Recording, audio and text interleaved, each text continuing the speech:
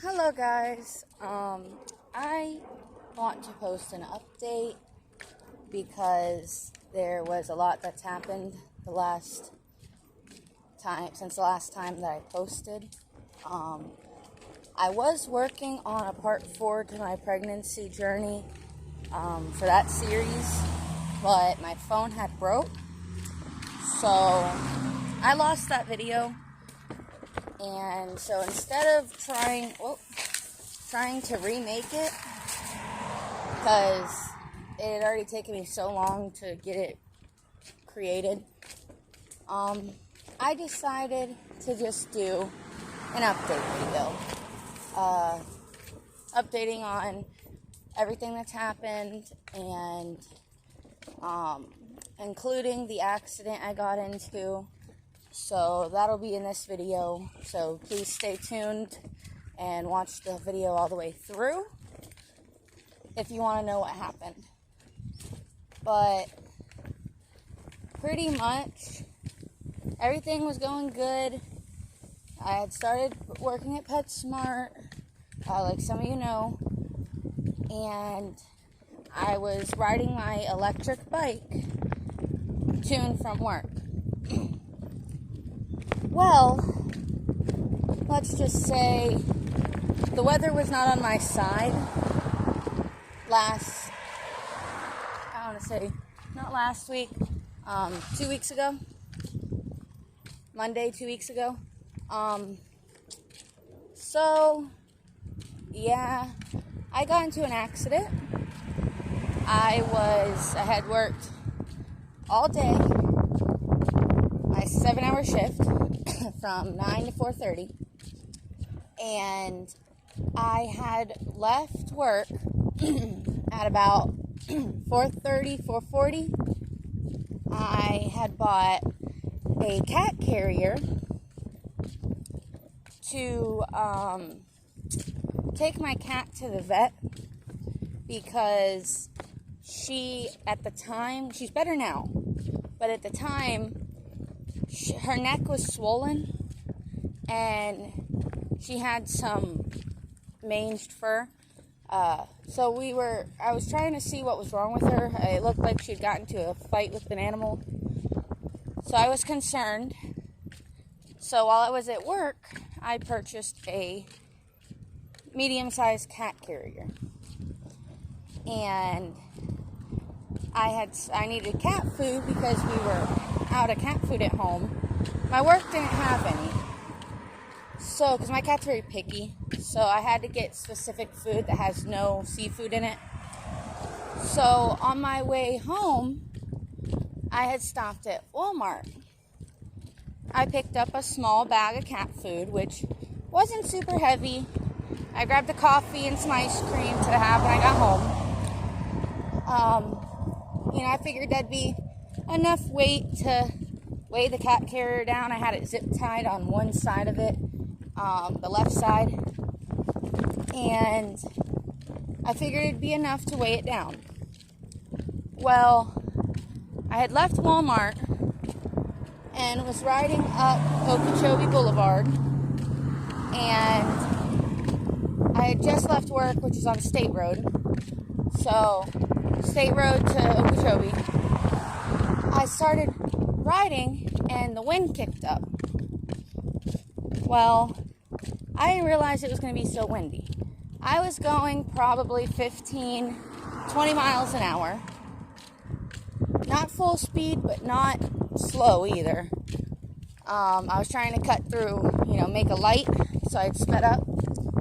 And the cat carrier ended up blowing up. The wind was so strong, even with the stuff weighing it down, that it pushed it up, and it started flipping from this position up and over to the left. Well, I was in the right side bike lane, meaning if it would have flipped up and completely flipped over to the left, it would have pulled my entire bike into oncoming cars. So my first instinct was turn the bike off, try to hit the brakes a little, because I can't hit them aggressively, otherwise I would have flipped anyway.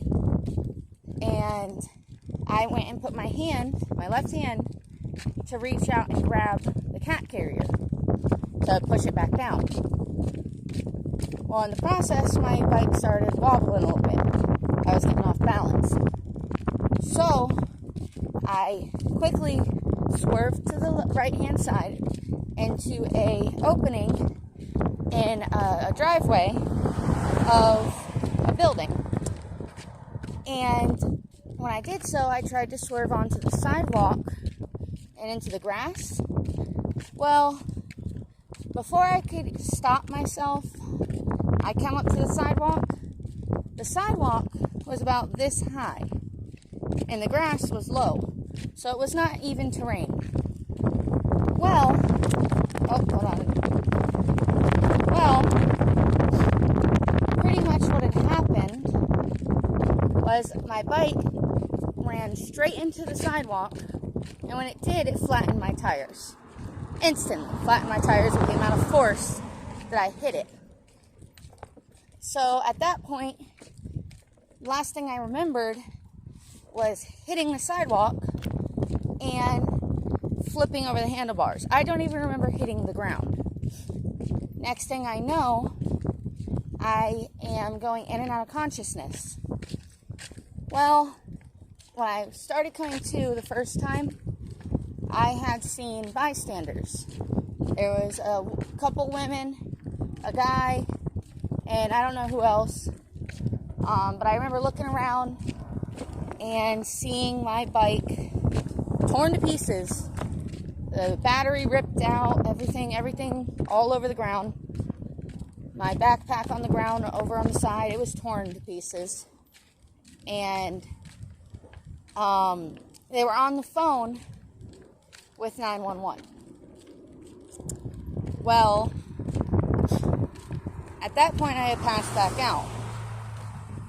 Somehow my work had found out, which I'm thinking the bystanders called my work as well, because the nearest PetSmart was where I worked, and I was wearing a PetSmart uniform.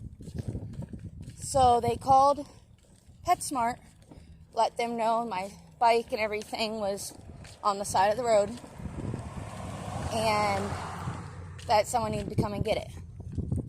Well, I had come back into consciousness for a brief second, and there was fire rescue standing over me. At this point, I don't know what happened.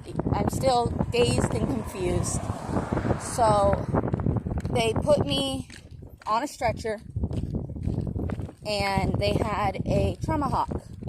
Now, if you don't know what a trauma hawk is, it's a helicopter meant specifically to transport trauma victims to a really good hospital, which it's a lot quicker. So they had to instantly get me into the helicopter to fly me to St. Mary's Medical Center. Since I was pregnant, they had to bring me to the children's hospital. And so I remember getting into the helicopter. I remember seeing the blades of the helicopter. That's the only reason I knew it was a helicopter I was getting into. I saw the blades. And then I saw the, I don't know what you'd call them, EMTs or whatever in the helicopter. They had their headgear on and everything, flying. And I remember feeling them cut up my pants legs and cutting my pants off and then cutting my shirt off. They had to check for any injuries, make sure I had no protruding bones, I had nothing, seriously broken or injured that they could see. My main damage was I banged my head, so I had some scrapes on my head over here on my left side, and my arm. I had scraped my left arm pretty bad right here at the crease of my elbow, and that was completely scraped up, almost my entire arm to my shoulder nearly. So I remember them wiping my arm down with alcohol, which hurt so bad because they had to clean it for an IV. I remember them wiping the scrapes on my arm with alcohol. And then they pretty much checked over me. They put me on IVs. They had an IV in each arm. One was, I'm assuming, painkillers. The other one was fluids. So they started asking me questions to make sure that I didn't have amnesia. Which I just remember really answering their questions. I don't remember all the questions they asked. But I remember trying to answer them the best I could. And then repeating, call my grandmother. You need to call my grandmother. You need to let her know what happened. I don't know what happened. Let her know I got hurt. And I remember repeating her name and number so I wouldn't forget. And I don't know how many times I said it to them, but I couldn't remember if I had already asked. So I kept asking. And so, because I was so dazed and confused, I could barely answer their questions. I tried the best I could. They asked me, what year it was, who I was, how old I was, who the president was, which, that one I remember vividly. They asked me who the president was, and I couldn't think of it. The only person I could think of was Donald Trump. So I said Trump. And they were like, that's close enough. Not our president, but he was our president. So, I answered all the other questions good. So they said I didn't have amnesia, so I was okay to that point. So they flew me to the hospital, and we get to the hospital. They had sent me immediately into the ultrasound room to check the baby. And I remember crying because I didn't know the extent of the damage. I didn't know if she was okay. I didn't know if, I had lost her already. So I was crying. I was freaking out. So, pretty much, they did an ultrasound. I remember the guy coming in. I was still going in and out of consciousness. Very confused. And I remember the guy, the doctor coming in and going, I'm the OB here. We're going to check your baby, make sure everything's okay. Well, I wasn't bleeding out, so I didn't have a miscarriage, but they wanted to see if there was any trauma to her.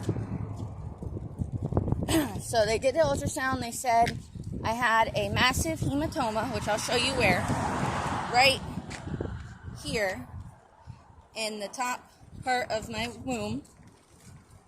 And they had said that I was bleeding on the inside. I had internal bleeding because my placenta, which, if you don't know what that is, it's the sac that the baby, it's around the baby to help the baby survive in your womb. And it had ruptured, so it was bleeding, and it had detached from the inside of my womb. So it was free floating inside me, which it's not supposed to detach until the baby's born and it comes out with the baby. But it had detached, it was ruptured, so they had to decide what they were going to do. Well, they didn't really make the decision yet, but I remember them transferring me to labor and delivery in the hospital. My aunts were there. They had dropped everything they were doing. They were at the store buying groceries. And they pretty much left everything at the store and instantly drove to the hospital. So I come in, they're in the room with me, and they're explaining everything that had happened. My aunts were asking what I remembered, and I couldn't really answer well. I just said I remember I was biking, and next thing I know, I woke up in the helicopter. I hadn't fully gotten my memory back of what had happened. So, at that point, a anesthesiologist comes in with a nurse, and they explained to me that because my placenta had ruptured, I needed to have an emergency C-section. They needed to get the baby out, otherwise more damage could be done to her. She wasn't injured, thank the stars above, because she was head down, where the damage had happened would have been near her feet, so if anything did happen, she would have had a broken foot or something. But luckily, that wasn't the case. Nothing had happened. When I had landed, I had guarded my stomach with my arm. That's why my arm was so beat up. And I think the hematoma was because when I landed, my elbow had, hit my stomach. I had elbowed myself trying to guard my stomach. So they decided there's two ways to get the C-section, general or local anesthesia. So they said because of the trauma, because I had, had an accident, normally they would do general anesthesia. Or no, normally they do local, which means it's only the area where they're going to do the incision is numb. You're awake for the incision. You get to see the baby born.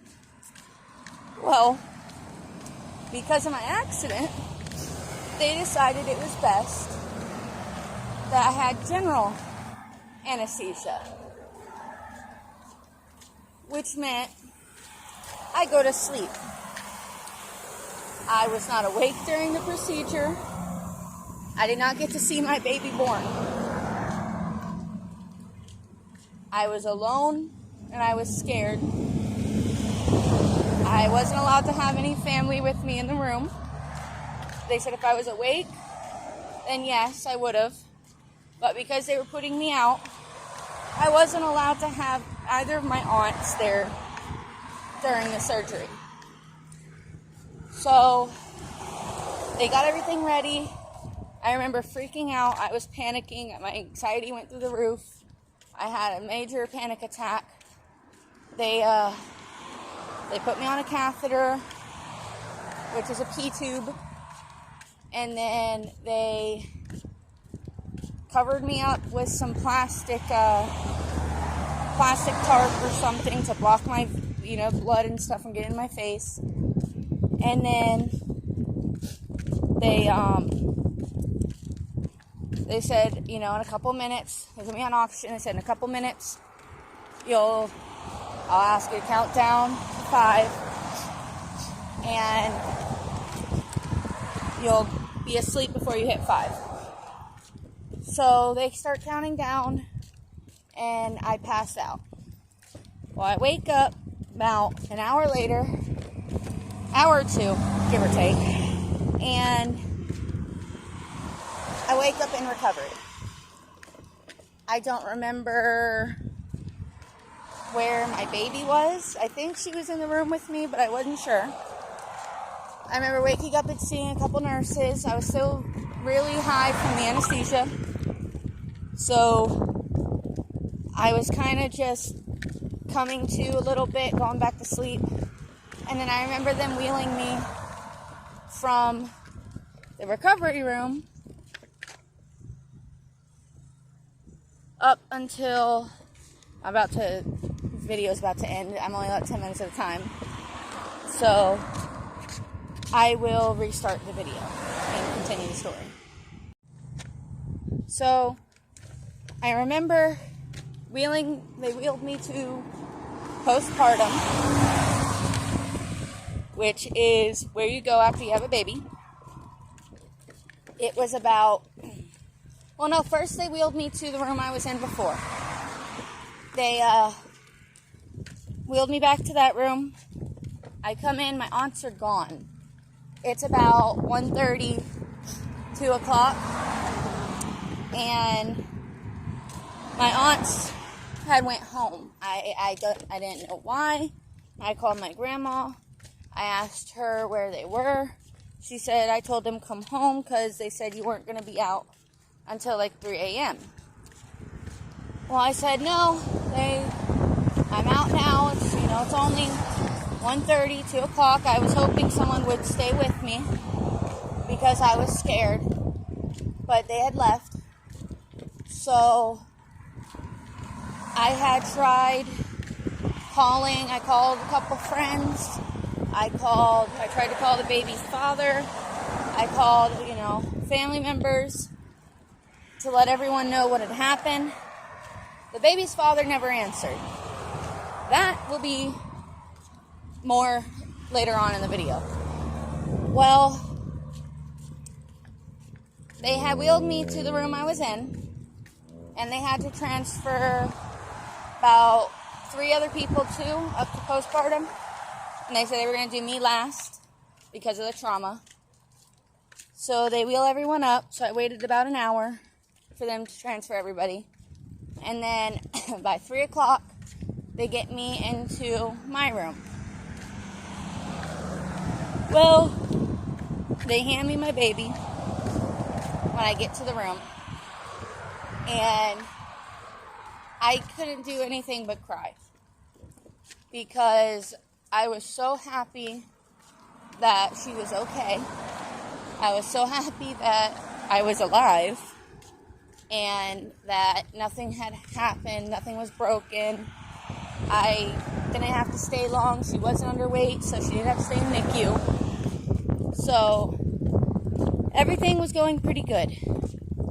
Well, I was in the hospital for 36 hours. I was on a catheter for the first 24 hours. So for the time of the surgery, up until the same time the next day, but they kept me on a little longer because when they came to take it out and they wanted me to walk around. Okay. I had just had my stomach cut open. I had just crashed on a bike. Everything was sore, everything hurt, and I was in so much pain that I could barely move in the bed, let alone get up and walk around. So they waited another 3 hours. So like at 1 o'clock they came in. They said, are you ready to walk around? I said, no. I have not slept yet at this point either. So for the first 48 hours, I was awake. Because I had went to work, I got up at 6 o'clock, because my cousins get up, and they had school. So I was up, I didn't get to go back to sleep. I was up from 6 o'clock, so I had to go to work at 9. I went to work from 9 to 4:30. Went to Walmart, so I was at Walmart for about maybe half an hour or so. So by 5:30, I had gotten into my accident. So I had gone to the hospital. The surgery was at midnight. My daughter was born 12:01, March 14th. The accident was on the 13th. So they had waited 24 hours for me to get off the catheter. So they had asked me at 1 o'clock, hey, are you ready to get up and walk around? I said, no, I can't move. I don't know how I'm going to get up and walk around. So they waited another 3 hours, so 4 o'clock comes by. And 4 o'clock, she says, we can't wait anymore. She pulls the catheter out, and she lifts the bed up, grabs my hand, and tells me to very slowly get up out of bed. So I start getting up. It hurts so bad. I'm screaming the whole time. And I stand up. And she said, okay, I want you to get up, go to the bathroom, try to wash your face, maybe try to pee into the toilet, which I couldn't squeeze any muscles in my stomach at all. So I had to just sit down on the toilet and let whatever happened happen. Because I wasn't able to do anything. Well, I was able to pee. So she helped me back to the bed. I just remember saying, and now I know what my grandmother feels like. She had her surgery for neuropathy, and she could barely walk herself. So I was inching my way, very, very tiny, tiny steps, all the way to the bed, which wasn't too far. And then I had to lay back down, which it hurt laying down, because, you know, the force of me sitting and then trying to scoot. I forgot to say they had taken 3 CAT scans to clear me for trauma before I had to go and do the surgery. So they concluded there was no brain damage, nothing was broken, I was fine. Okay, now back to this. So they had done the catheter, taken it out, and pretty much let me rest from then on out. They told me that I had to get up and walk around as much as possible. So for the next 24 hours, I had to have somebody come in and help me up out of bed and walk around. I wasn't able to pick my baby up out of the crib. They told me I had to be sitting down. So that way I didn't drop her. So I start walking around, it hurts. But they said I had to because, you know, the human body, I needed to pass gas. Otherwise it would have built up in my stomach and caused severe pain. Which I was already in. They had me on 4 or 5 different painkillers in my IV on top of Percocet and ibuprofen for the pain orally. Well, none of it worked. I was in so much excruciating pain. But I took whatever they gave me, because if it could relieve it, even for the slightest, I was happy. So they gave me my painkillers. They had me on IV fluids. You know, I was eating because they brought in my food, so I was able to eat food and just try to get, you know, myself situated. Well, I pretty much held my baby the entire time in the hospital because I did not want to put her down. I was so traumatized that I could have lost her and that I could have died, that I was so happy she was in my arms. I did not want to put her down even for a minute. She didn't want to be put down either. So I held her pretty much all the time. I held her when I was eating, when I was sleeping, which was okay because of the nurses coming in and checking on me. I was able to sleep with her. Normally they want you not to do that unless someone's watching you, to make sure you don't suffocate the baby, roll over on them, drop them, or anything. So I had started breastfeeding her, trying to get her to eat, you know, but she wasn't latching very well. But she was latching, just not very well. So I was breastfeeding her, trying to get her to latch. I had talked to consultants and specialists, trying to teach me everything I needed to know. And they pretty much cleared me to go home after 36 hours. 36 hours in the hospital. So the 36-hour mark comes around. I had I had my brother, because my aunt only came once. She was supposed to be my support person, to be there and help me. She was too busy, wasn't able to. I had my brother come.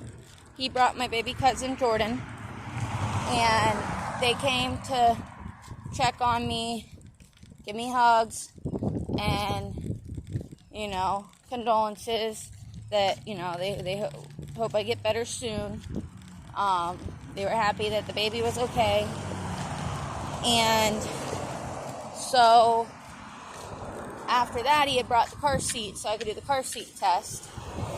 She passed her hearing test.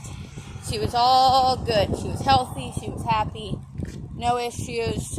Passed everything, flying colors. So she was clear to go home when I went home.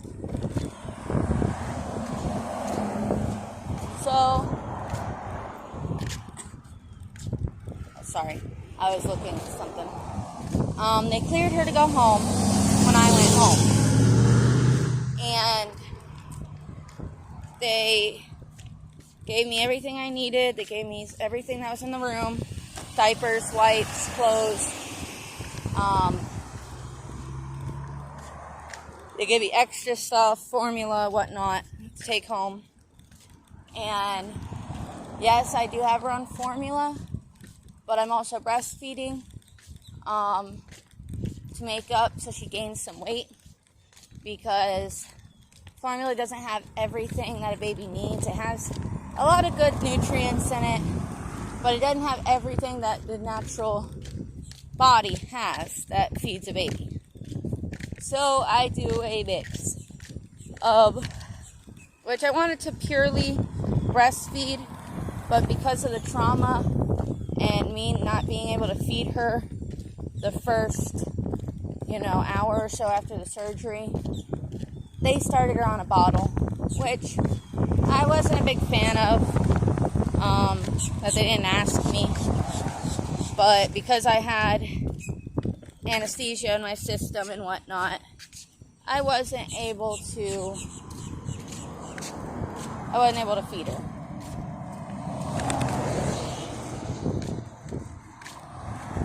But she's been doing good. She's 2.5 weeks old, which I'll update more later.